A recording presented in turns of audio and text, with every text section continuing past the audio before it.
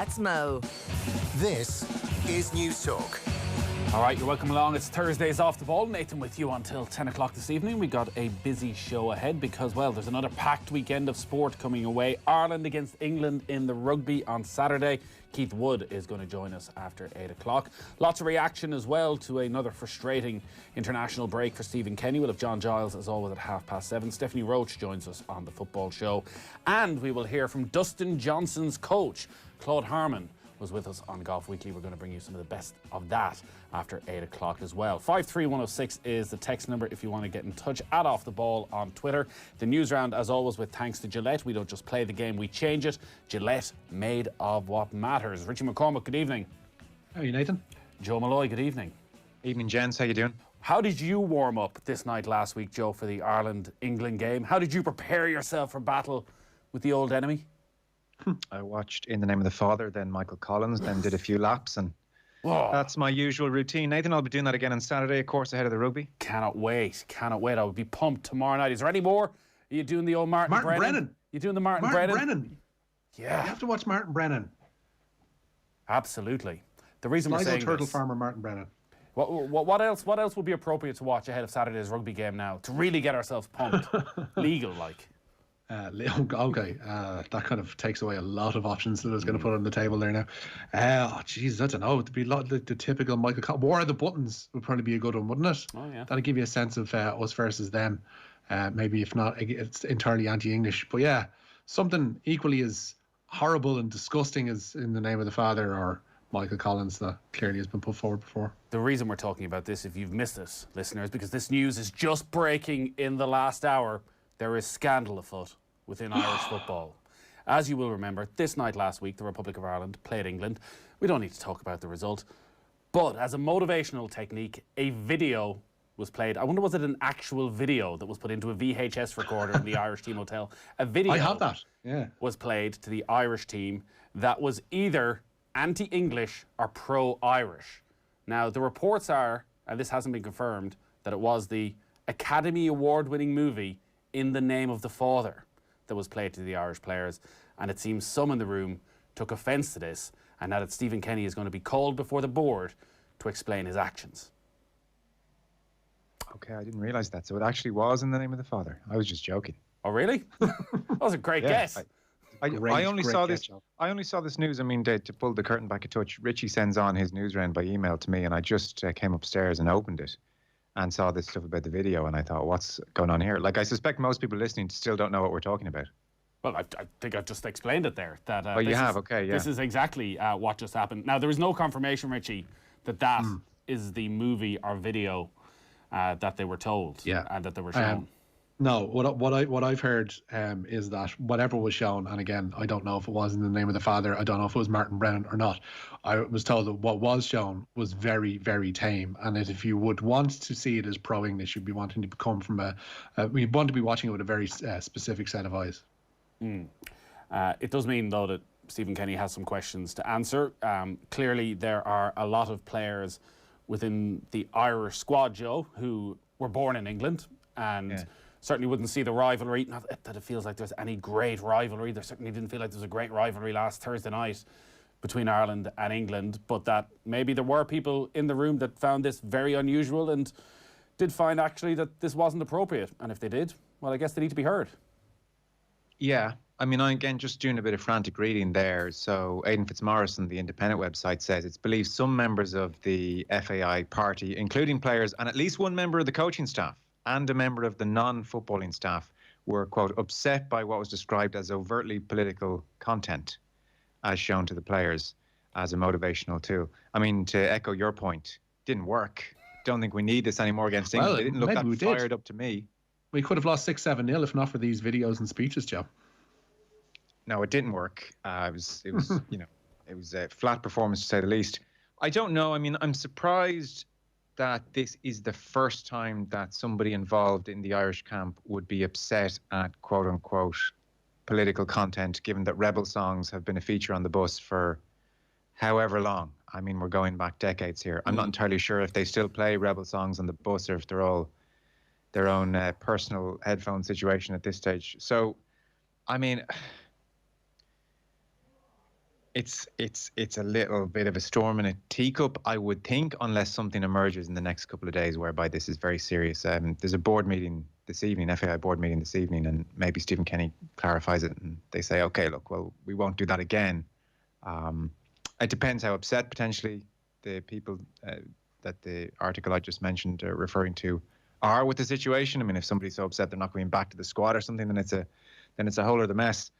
I don't know. Like I said, I would have thought, Nathan, that Rebel songs being a staple of the camp, and I suspect, English matches have always had that flavour for Irish teams. It doesn't mean it's right, and like I said, didn't work, but I don't know, if people are going to be upset by it, then they'll have to adjust. The story going on from Aidan Fitzmaurice was that, so it was shown the day of the England game, and then that manager Stephen Kenny followed that up with a speech which is believed to have touched on political matters as well. So he is now going to have to talk to the board tonight. Again, what does political matters entail? Is it talking about the history of Ireland and England down through the years? Is that a political speech? Is that an educational speech for actually maybe some of those players within the squad who mightn't be fully aware of why the rivalry historically was there?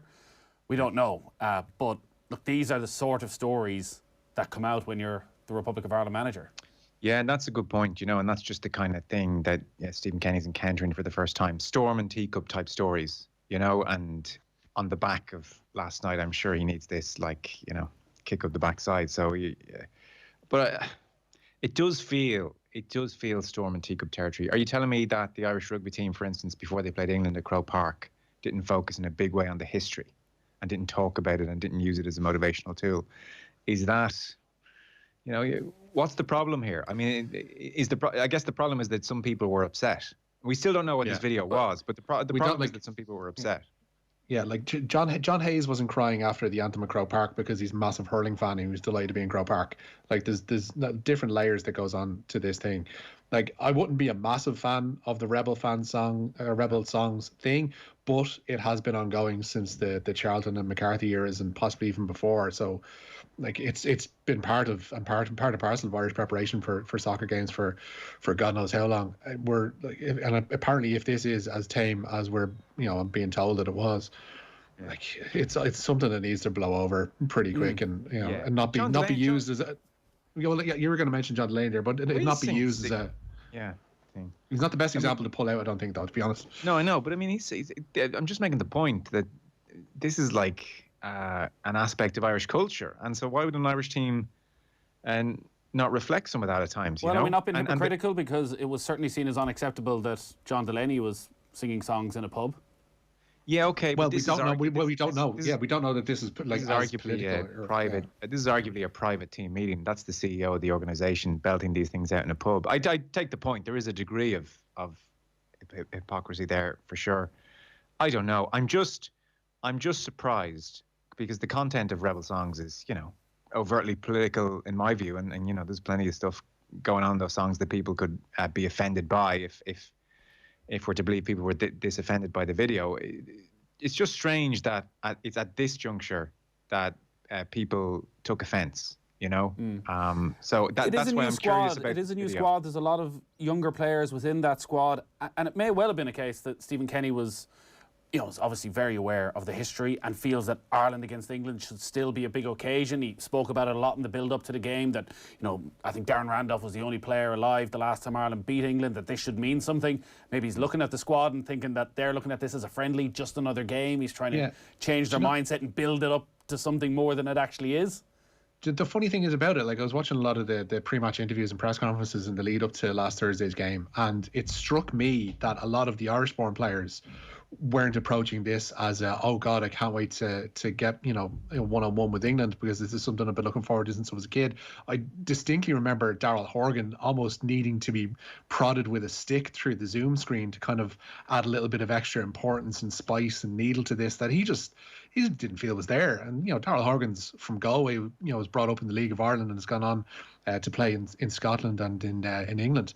And he, needed a bit of prompting to suggest that there was a bit of needle to this. So maybe Stephen Kenny just wanted to get the blood up a little bit. If he's gone about it a slightly misguided way, fair enough. I'm sure he'll learn from his actions. But like for them to suggest that this was purely because English-born people were taking offence is, I don't know, it's a bit odd. It's a difficult one. It's such a unusual scenario in international football. Like, you look through that squad, and whether it's somebody like a James Collins coming into the squad or a Kieran Clark, players who were born in England, and you're sitting in a room. Yes. And even if it is the name of the father, which is obviously a fairly accurate representation of what actually happened, you're playing for a national team in a sporting occasion, probably wondering, what has this got to do with me? Even though you are wearing a green jersey. And it is possible that some of those players actually did think, you know what, this isn't really appropriate. Yeah, I think that's a fair point. I mean, again, for anyone just tuning in, health warning, we don't know what video was shown. I hadn't heard In the Name of the Father until you mentioned it there, and we don't know. By the way, I wouldn't think sitting down for 2 hours to watch that. It's an emotionally draining watch. I don't know if I mean, it's not like geez, is that the best thing to do on the day of a match? Maybe it is. Seems like not the greatest idea. But to your point, yes, there are lots of English-born players in that team who will have potentially an English mother and an English father and English brothers and English sisters, and we have to be cognizant of that. Nationality is not so straightforward. So maybe it is a thing that we kind of look at and say, well, we need to be cognizant of that. It can't just be. See, I was about to say it can't be just anti-English. I don't even know what was said. And I think we have to be very careful because, look, at the moment it feels like storm in a teacup stuff. I am just surprised that a member of staff, of the coaching staff, and we're all pretty familiar with who the coaching staff, the makeup of the coaching staff was supposedly upset because they've been around Irish camps a long time, and this can't be the first, political angle to Ireland-England matches they've heard in their lives, or Anglo-Irish relations that they've heard. So that's why I'm just a little bit cautious in this story. I don't know why there's suddenly upset. That's not to say the upset isn't heartfelt and genuine, but there's just something odd about this story, Nathan, I would say as well. Well, we have a theory in from Owen, who has just texted us on 53106. Maybe it was a video of Declan Rice playing for the Irish underage sides. Senior sides, mate. Wow. Keep your texts coming in. Richie, that is your number one story right now. Yeah. I doubt it will be for much longer, but the FAI is investigating a video shown to the Republic of Ireland squad ahead of last week's friendly with England. The Daily Mail reports that the content of the video was anti-English, while others in the camp say it was merely pro-Irish and very, very tame. The FAI say they're aware of issues surrounding the content of the video and are looking into it as a matter of urgency to establish the facts. Last night's scoreless draw with Bulgaria meant Ireland avoided relegation to League C of the Nations League, but Stephen Kenny knows things will need to improve come the World Cup qualifiers in March. Yeah, I think it was important. It was very important that we weren't relegated. I think that was very important. It's not something to celebrate, not particularly.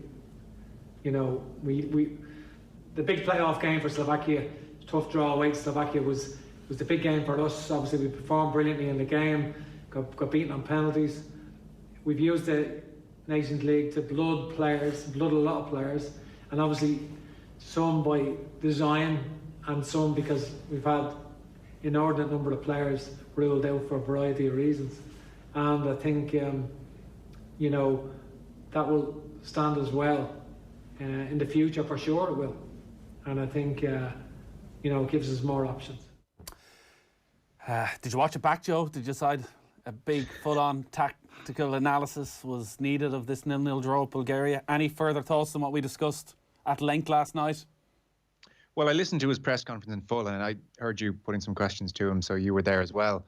And I thought he came across very well. He's not in any way spooked by what's going on. There was no spikiness, and I think that's good. He came across very much in control of the situation and, made very fair points to explain the mitigating circumstances, which we're all aware of. I mean, it was a bad first-half performance, for sure. It was much better in the second half. If Robbie Brady's goal goes in, if Curtis finishes that chance, then there's a totally different sheen on the whole thing. I think if you look at this initial stage of his tenure, on the whole, what you would have to say and acknowledge is that there has been a definite shift in how we're trying to play football. that comes with some growing pains. For instance, I think, the Shane Duffy situation is going to become a talking point. He just simply cannot give the ball away like that against decent teams, because World Cup qualification chances will blow up in front of our faces if we do that. We're never going to be a high-scoring team in the short term. So we can't afford to give away silly goals. So there are going to be some growing pains there. But I'm absolutely in favour of us trying to keep the ball more and play some football. Jason Knight was good. Josh Cullen was good when he came on. I want to see more Jack Byrne on that side. I think he's good enough to play at this level. But I think the key point I would take away is the shift to play better football, which is long overdue. And yes, we have to be patient with the growing pains. But secondly, in the most important game of this tenure, which was the Slovakia game, we played our best stuff. We didn't do anything too silly. And by rights, we probably should have gone through in that game. And that was a really good performance. So I think Stephen Kenny, and he said as much last night, has used this period to blood lots of players, at times not by choice, but by necessity and a case of circumstances. But he has blooded a lot of players now, huge number of players, more than, the team would just change. Consistently, though, regardless of the personnel, they've tried to play football. That's a good thing. Like I said, Slovakia performance was the best one. I think that's how we judge him most fairly at the moment. And obviously, look, we're not going to see this team play for a long time now until March. But we can fixate on the goals thing, and that would be a little bit of a mistake, I think, because look, you can score dodgy goals here and there. Joe, come on now. Fixate on the goals thing. No goals in 7 games. Can you imagine?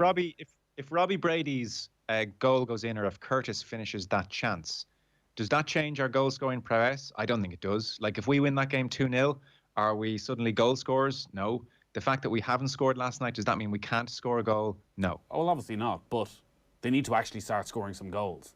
That's a given part of the game. Yeah, it's a given, but like the comparison I was thinking of this morning is based on the sides that he's been forced to put out over the course of the last 2 games especially.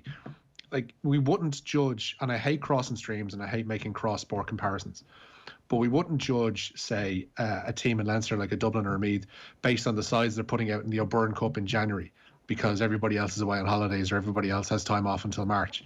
And we wouldn't judge that as a basis to judge their championship form later on in the summer. Similarly, with players who weren't even in the 26-man squad being foisted into the starting 11 last night and on Sunday for matches that are, important and are, aided towards our qualification.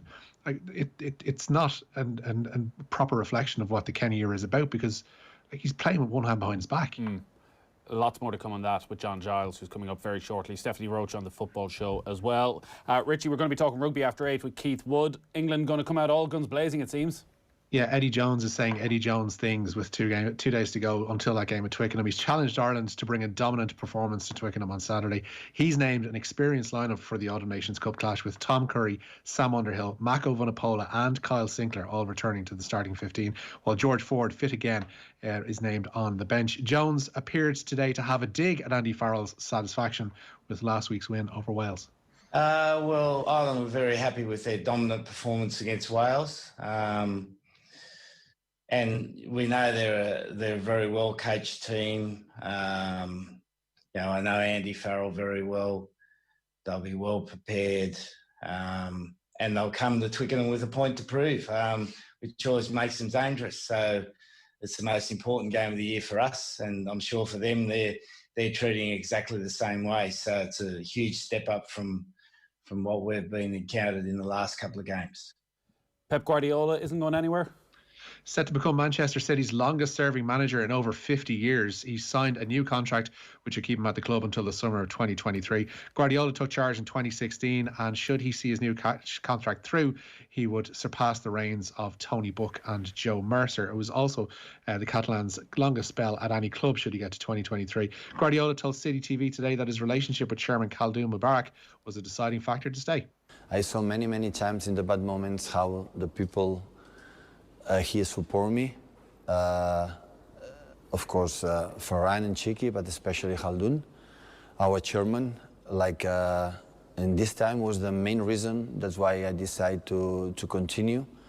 We have a long talks this week, and all together, and we put and you know, the both sides to continue or not. And at the end, we decide the best for all of us is continue, because still we have the feeling that still is not unfinished business, and still we have you know, something to do, continue what we have done the last year. So this club won in the recent past, but being all together, we won a lot, and we won a lot, and we won again. And the target is in this club, like in the past, is not a club won a lot of titles, is continue to try to maintain in this stature of the club as much as possible. Yeah, Pep Guardiola there after agreeing his new contract with Manchester City. As I'm sure everyone is aware, the 2020 GAA All-Ireland Senior Football Championship is underway. And to celebrate, SuperValu, as part of their Support Where You're From campaign, have given us some great prizes to give away. You can dig out your favourite ticket stub, match programme, jersey, photo with your hero, any GAA-related item you've been dying to tell the country about. Joe Molloy has already done this. I saw a beautiful thing, heartwarming. Joe Molloy and Liam McHale together. What age were you? I think about 7. Oh, Liam McHale had the tan, even then. Listen. The shorts were on. Basketball camp in Ballina. Oh, nice. Yeah, it was nice. Back in the heyday, you know, you'll remember it well. Glorious. Was Diora Marsh there? He was there. He was there. Wow. No photo with Diora. So, yeah, I mean, I'm not a big memorabilia person, but if I had to pick something, that's kind of a cool one, you know. Liam McHale, back in the day, me and my brother. Nice photo. So that was what I picked if I was grabbing some memorabilia. I heard you had a good one. Me? That's what I was told. I don't know. I was trying to dig out some old jerseys. They don't fit anymore. Unfortunately, the old 89 jersey isn't going to do anybody any favours right now. I was trying to think of my favourite match programme. Maybe the 2017 final. I was thinking the programme from that. The one time I truly believed. It's my favourite story because it fits all the things I like to talk about, which is name dropping. Yeah. Corporate boxes. Kevin Kilban. And Kevin Kilban. All of those things. So 2017 final, right? It's a terribly sad story. Obviously, as you might remember, Mayo were on the verge of winning and then they lose. And I'd managed to nab a ticket for a nice little corporate box off Kevin Kilban. We're having a good old day until the obvious defeat. But then obviously the game finishes and you just want to get out of there. But Danny O'Reilly from the Coronas is in there as well. And obviously Danny's a dub. So Danny is in celebratory mode. And Danny decides to treat everybody to a few songs at full time. There he is singing away. And we just want to get out there. He's at the door, blocking our way. And we have to sit there for about 20 minutes listening to all the greatest hits of Dublin GAA. It was the grimmest moment of my life. All I wanted to do was cry. I did actually shed a tear that day. I did. Do you think will the corporate boxes be open before Christmas? For you, Nathan, I think there's a good chance. What is the point? Richie, what have you got for us? Have you got an old Mead jersey? Yeah, I shot the Mead jersey the other night. I'm trying to find it here now. It's probably buried in amongst all the rabble of clothes. But yeah, are your kids wearing Dublin jerseys or Mead jerseys? Dublin jerseys, unfortunately. Yeah. Oh, tell me about it. Yeah, me too. It's better in the long run. It's a disaster. If you've got a good story, though, what we're looking for is a 20-second video explaining what it means to you. Get them into us on any of our social channels or on WhatsApp to 087 9180 180. We'll choose a winner every Friday during the championship. Each weekly winner lands a €200 SuperValu voucher and also the chance to star in SuperValu Superfan series, a fly on the wall peek inside the home of dedicated supporters around the country. So if you've got a beautiful photo like Joe Molloy has, or a jersey that means something to you like Richie McCormack, or just a terrible story that you want to share with the world, do get it into us, 087 9180 180. SuperValu are proud sponsors of the GAA Football All-Ireland Senior Football Championship. See youtube.com/SuperValu Ireland for more details. Richie is about to go and do some journalism and find out exactly what the video was. Was it Martin Brennan? It definitely was Martin Brennan. It had to be Martin Brennan. Do we have any Martin Brennan ready to go? Just... I can play it through my phone. I always bet you have it can. ready. You have it ready. You and Kevin Kilban, it's always there ready to rock. Joel, thank you as always. Nathan, good man. We barely mentioned it. Golf Weekly is up live now because we're going to hear from Claude Harmon after 8 o'clock. Keith Wood as well. But up next we are talking football.